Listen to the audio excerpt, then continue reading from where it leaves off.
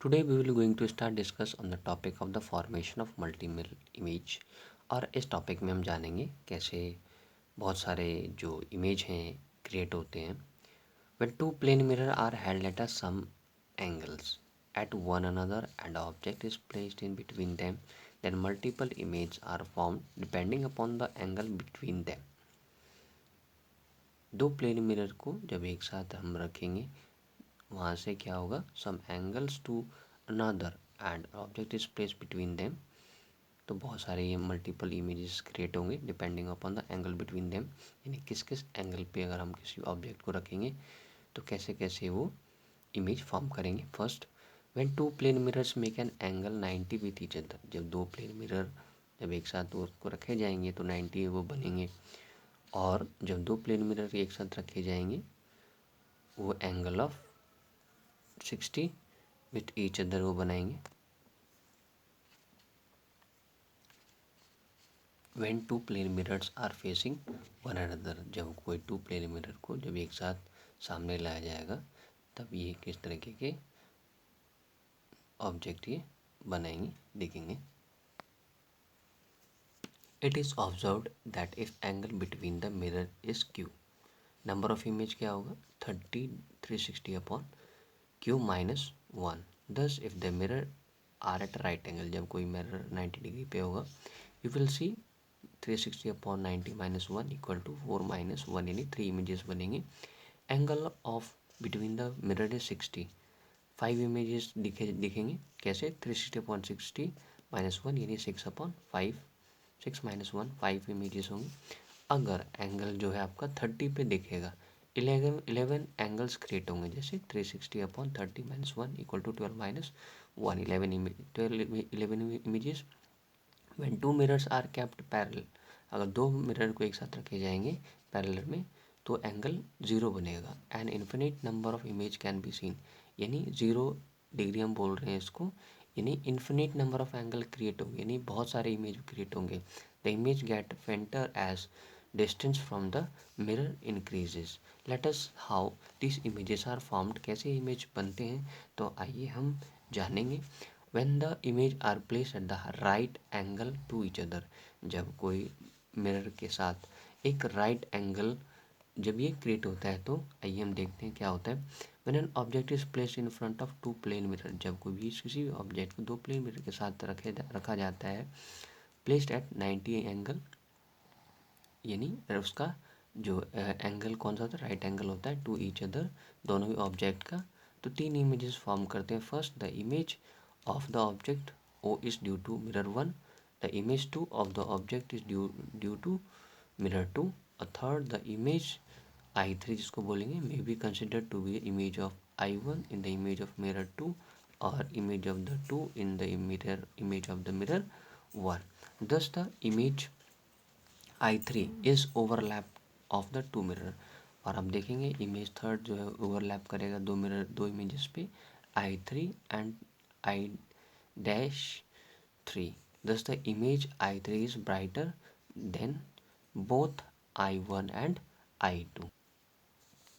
ये देखें आपका दो मिरर है, एक मिरर ये है आपका और एक मिरर ये है, और ये हो गया आपका O, और आप यहाँ से इस किसी भी ऑब्जेक्ट को देख रहे हैं, एक ये ऑब्जेक्ट ये है एक ये है ना। ये जब आप इसको यहाँ से देखेंगे तो रिफ्लेक्ट होके दोबारा ये बाउंस बैक होगा दोबारा इस मिरर पे।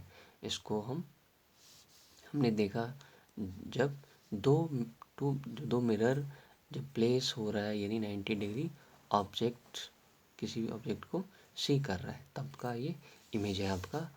आगे हम देखेंगे when two mirrors are placed at parallel to each other, जब कोई भी ऑब्जेक्ट को जब दो प्लेन मिरर के साथ रखा जाएगा तो कौन सा एंगल फॉर्म होगा आइए देखेंगे। Let us consider as an object of point O, ये आपका ऑब्जेक्ट है place between the two plane mirror, दो प्लेन मिरर के बीच में एक ऑब्जेक्ट ये रखा हुआ है जिसको हम ओ बोलेंगे। द इमेज ऑफ ऑब्जेक्ट और in the mirror M2 is formed an I1, जो M2 है आपका I1 फॉर्म करेगा, देख रहे हैं आप ये I1 फॉर्म करेगा, I1 में मेरा आपका I1 में फॉर्म्ड करेगा as far behind the mirror at the point object in front of it, the I1 act as the object of mirror M1। जो I1 है वो आपका क्या फॉर्म्ड करेगा, ये दिखाएगा आपका M1 में वो फॉर्म्ड हुआ है mirror object. The I2 then the act of the object from the mirror I2। जैसे I2 में जैसे I1 में हुआ, ऐसे I2 का भी M2 के साथ वो मिरर ऑब्जेक्ट में फॉर्म करेगा image, and corresponding angle is formed at I3। The process of image formation continues, an infinite number of images are formed in the mirror।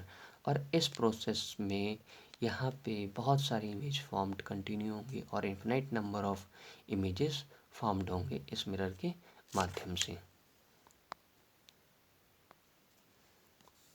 और आगे जानेंगे हम कैलेडोस्कोप होता क्या है। A kaleidoscope is a optical instrument which operate on the principle of multiple reflection. और kaleidoscope ऐसा एक ऑप्शनल इंस्ट्रूमेंट है जिससे हम इसके अंदर प्रिंसिपल जो यूज़ होता है मल्टीपल रिफ्लेक्शन का यूज़ होता है principle. It can be made by setting using 3 mirror strips.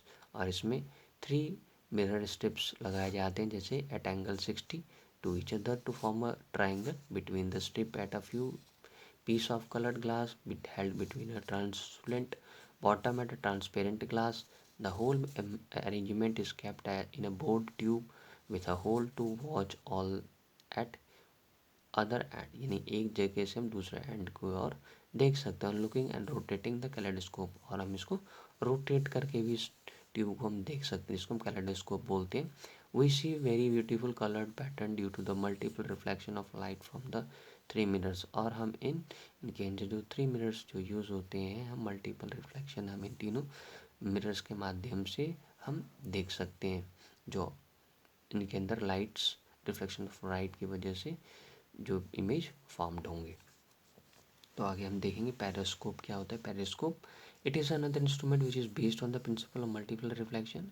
और इस इंस्ट्रूमेंट के अंदर भी principle of multiple reflection use होता है। A periscope is a long tubular device through which a person can see objects that are out of the direct line of the sight. This instrument consists of two plane mirror that are placed at virtual image। यानी ये ऐसा instrument है जहाँ पे 2 plane mirror क्या हो रहा है, प्लेस हो रहा है, और एंगल क्या बना रहा है, वर्टिकल एंगल बना रहा है, angle of 45। In the kaleidoscope the mirror are place touching each other, but in a periscope mirror are kept at a distance from each other. The image formed by mirror act as the object for the other mirror। Some of the uses of the periscope का जो हम कहाँ कहाँ use करते हैं, तो आइए हम देखेंगे। A periscope is used to view things at a different level, for example above the head of crowd। periscope हम वहाँ यूज़ कर सकते हैं जहाँ पे काफ़ी मात्रा में भीड़ है उनको देखने के लिए। Second, periscope is used by soldiers sitting in a trench और बंकर्स और observe the enemy activities outside. और पेरिस्कोप हम वहाँ भी यूज़ कर सकते हैं जहाँ पे बहुत सारे आर्मीज जो बैठी हुई हैं और कोई गलत गलत गलत गतिविधि जो ना करे। और ये स्पेशली ये बंकर के पास लगाया जाता है जिससे कि कोई भी एनिमी जो हमारे साथ कोई गलत ना करे over the ground. Third, a periscope is used by a Navy officer sitting in a submarine to see ships over the surface of water in the sea, even though the submarine itself may be submerged under the water. Next topic is refraction of light.